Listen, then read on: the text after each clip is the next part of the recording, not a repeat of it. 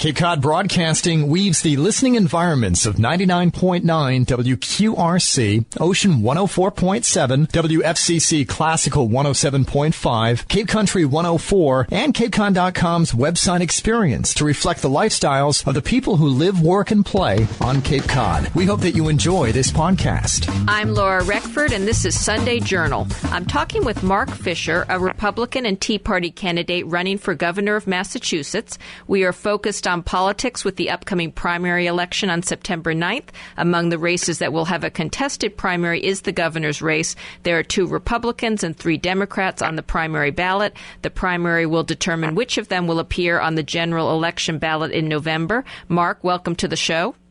Thank you, Laura. Let's start with some background. Introduce yourself to the voters, if you will.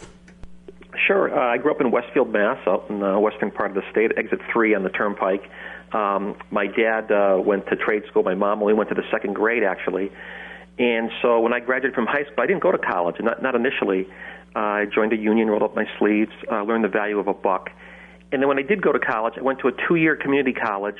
Once I graduated there, I transferred to WPI and eventually earned graduate degrees in engineering and in management. And then I worked as an engineer in Massachusetts. And I've been out of work a number of times because some of my previous employers, actually 4 in a row, have closed their doors and not gone out of business. They've gone out of state. It was better for them to do business out of state.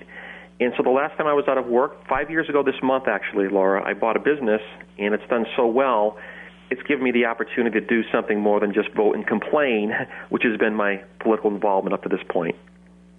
Now, as a Republican running for governor, can you talk about your political philosophy and also why you decided to get into this race? Yep.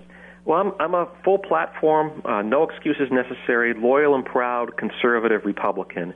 And the reason I've got into the race is I don't see candidates like that running in Massachusetts. What has been running are candidates that feel like because this is one-party rule and the Democrats own the state, they sort of have to run as a Republican and certainly not as a conservative.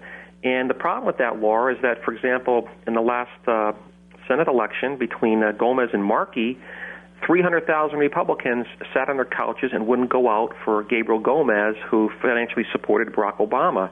Those are the kind of voters that I'm appealing to, because I've been one of them. And very conservative, and I think that's the way we win against the Democrats. They own the state, but they own all the problems, and they can't blame Republicans for anything. So it's a wonderful time to be a Republican if you run as one.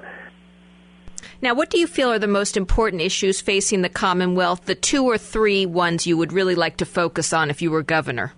Sure. Job creation and making Massachusetts business-friendly again, and I've got a 4-point program to do that. We'll probably get into that a little bit later.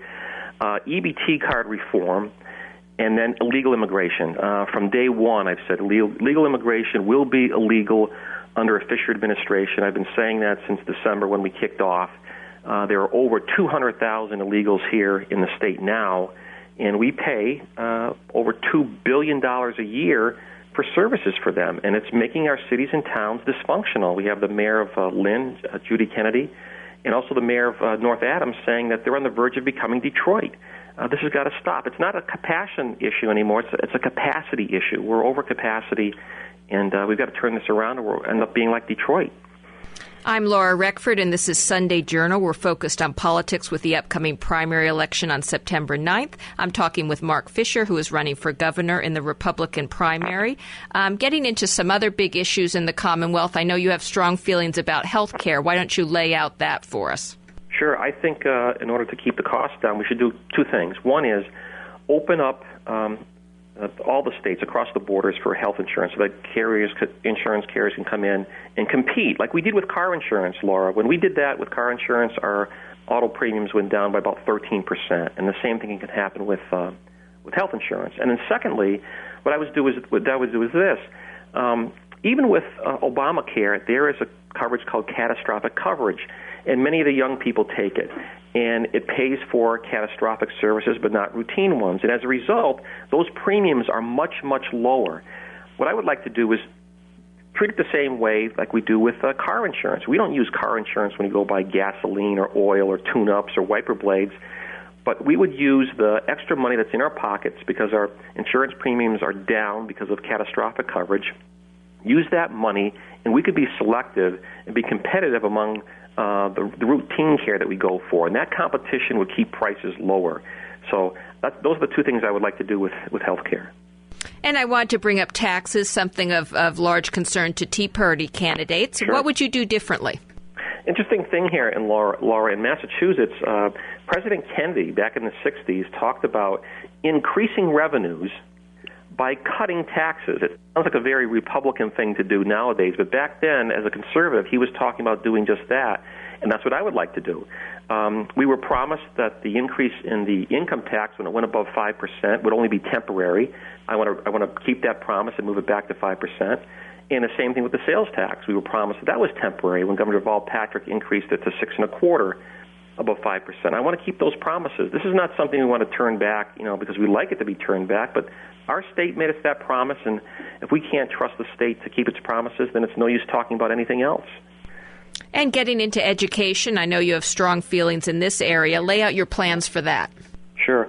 I'm a strong opponent of Common Core. This is the standards program that's been brought in by the federal government. I think local teachers, local school committees do best in their communities. I don't like the fact of government, especially the federal government, imposing its will upon our system. We have one of the best, if not the best, education system in the country, and I want to keep it that way.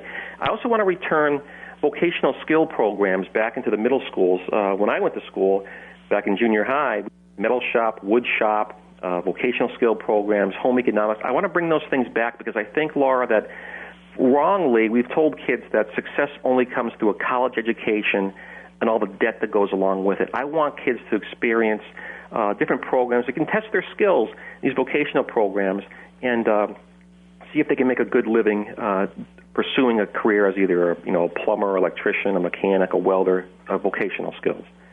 And you've touched on the economy a bit, but let's focus in on that a bit. What would you do to jumpstart the economy in the Commonwealth? Yeah, I want to do in Massachusetts what Governor Scott Walker has done in Wisconsin, where he took tens of billion dollars in debt and turned it into a $1 billion surplus. And the way I would do that here in Massachusetts is, one, reduce the corporate income tax to make it comparable with those states to which we're driving businesses out. I want to cut the overburdensome rules and regulations that do the same thing. I also want to stop taxpayer funding of fad industries. And the example I give, Laura, is Evergreen Solar that took $58 million of taxpayer dollars, and after only 2 years of receiving it, closed its doors, moved to China, and 800 people lost their jobs. And then the fourth thing and the final thing is to eliminate this obscure tax called the inventory tax. Companies have to pay tax on their inventory. About 7 or 8 states have it. Massachusetts is one of them. But what it does is it keeps big distribution centers out of Massachusetts who could take advantage of our central location in New England. They could distribute to all of New England and New York, and they would bring with them material handling jobs, administrative jobs, logistics jobs, and transportation jobs. Now we have just under a minute left. Anything else, any final thoughts you'd like to leave with voters? Yeah, Laura, I'm a conservative Republican. We haven't had that choice in a primary in a very long time, and as a result, many Republicans have sat on their couches and not gone out to vote. And I want to give those voters a choice. I believe it's what Scott Walker has done in Wisconsin, a blue state of Wisconsin that went for Barack Obama. We're a blue state as well.